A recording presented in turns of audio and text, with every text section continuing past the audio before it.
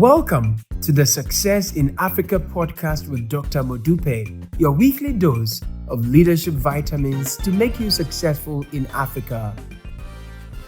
Hello and welcome to the Success in Africa podcast episode 64. My name is Dr. Modupe Taylor Pierce, and I am a scholar and practitioner of leadership and organizational development. Simply put, I study what makes people successful.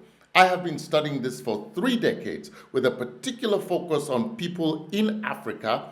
And in this podcast, I normally share stories, lessons, and insights about people having success in Africa. I created this podcast because I have a vision for Africa. I have a vision of Africa becoming a middle-income continent by 2030 and a high-income continent by 2040. And for that to happen, I need you and every other African watching or listening to this podcast to become successful. So, if you want to be successful in Africa, I encourage you to like and subscribe to this podcast. This episode is brought to you courtesy of BCA Online, the one-stop shop for mastering leadership. Joining BCA Online is free, and it gives you access to countless hours of knowledge, videos, and a plethora of information about leadership that will enhance your leadership capacity. If you have questions that you want me to answer after watching this video, just log on to BCA Online. The link is on the screen, and post your questions there. That is where I will respond to your questions. On-time delivery. This is a concept which, for some people who may be familiar with Africa, it may seem a little foreign to Africa. However, it is the principle upon which a logistics business has been built from the ground up in Sierra Leone by a young female entrepreneur named Fatima Sesay. Fatima Sesay is the founder and CEO of Unimax Ltd, a company which today provides national delivery services of packages, letters, boxes, food, and anything in between, including containers within Sierra Leone and between Sierra Leone and neighboring countries of Guinea and Liberia. Unimax currently has a fleet of 21 motorbikes, 6 small trucks, and 2 large long-haul trucks, otherwise known as trailers, and a staff of 40 people. From large companies to major INGO offices to individual customers, Unimax delivers packages, everything from wedding invitations to shipping containers, food delivery, even divorce papers.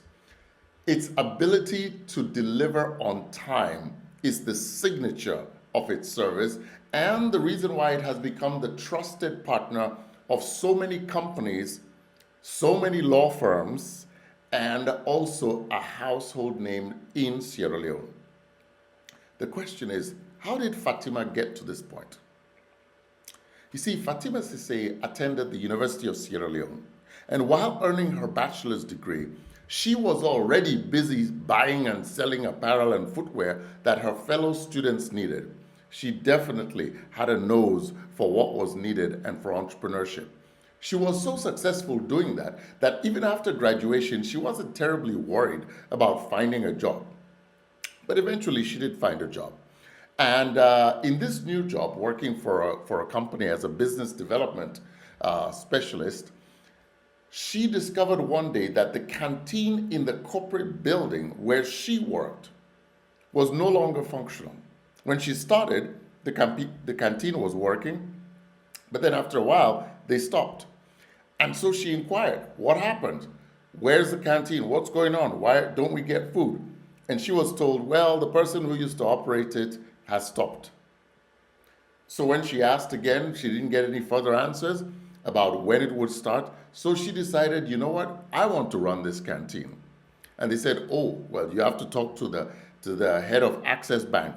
And he was a gentleman that generally everybody working in the building was afraid of. What did Fatima do? She marched boldly up to the 6th floor, asked to see the managing director, and informed him that she would like to run the canteen. The managing director was impressed by her boldness, and he agreed. At that time, Fatima had zero experience running restaurant or food canteens. She simply had a nose for the opportunity and took the initiative. She borrowed $600 from her father to clean up and stock the canteen with, supplies, food, drinks, staff, cutlery, plates, etc. And she hired somebody to come and run the canteen. Initially, the business was successful, but it then started to struggle because the person that Fatima hired was a relative. And this relative's dishonesty, frankly, hurt the business. While she was employed at this first job, she also tried her hand at a few other businesses, including selling clothing and running a taxi. None of these were very successful. Eventually, Fatima noticed that while at her job, her employer often ran into problems getting documents delivered to clients. The employer even tried, scanning and emailing the documents, but at that time, the internet was too slow to accommodate this service. A delivery solution was needed, and Fatima, with her antenna always up, looking for problems worth solving, believed she could find a solution. She learned about a business plan writing competition being organized, and she wrote her business plan for the delivery business, and she submitted it for this competition. And she won. She won the competition. There wasn't prize money, but there was a lot of publicity. And what she then did was she parlayed this publicity into being able to get customers.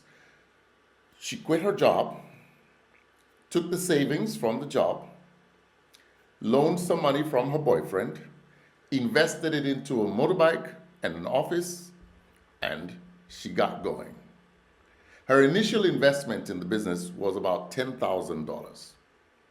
She even convinced a friend who owned a commercial space to rent her the office on credit.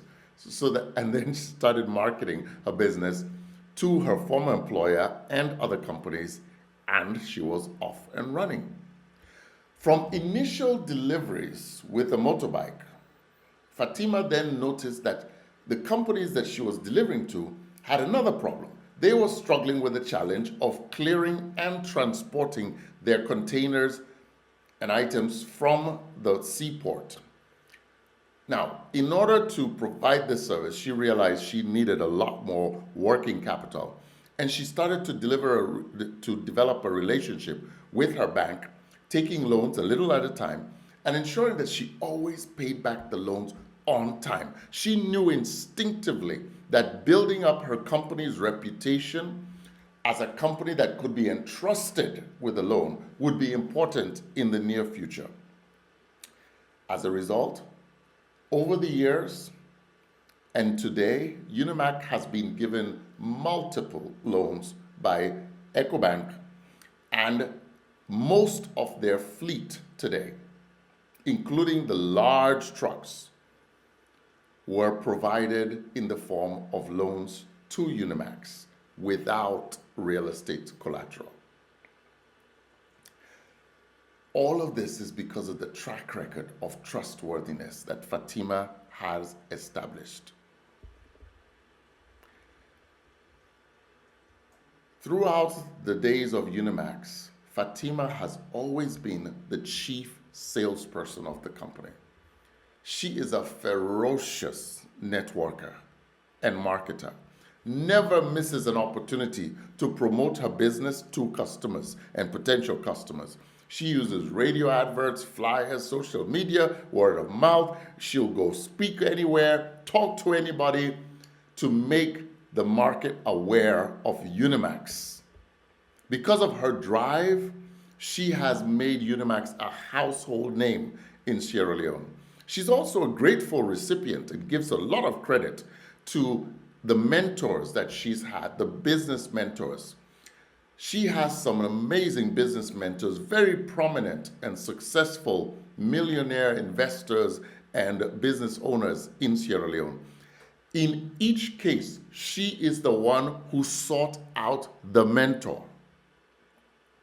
She went to approach that mentor. She presents her business to them. She presents herself to them.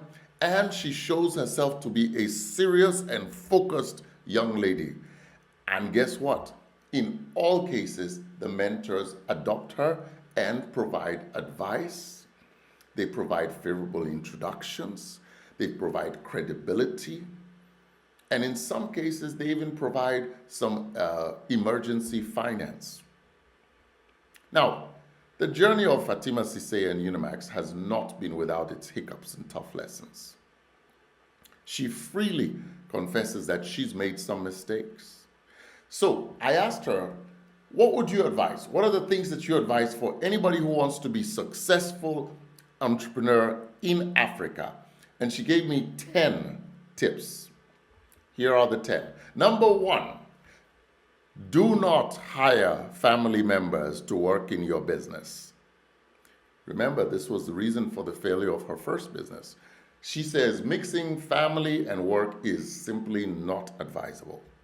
Number 2, do not be afraid or ashamed to pivot in your business. You may start with one business, and if you see that it's not working, change. Modify the service, modify your market, change your product, change your delivery, change the service.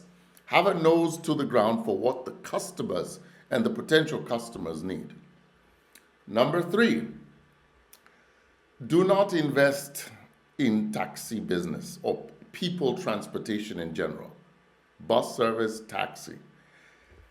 At least in Sierra Leone, she says, the lack of oversight on revenue with people transportation makes this business so vulnerable to internal fraud, and it's just difficult to maintain profitability.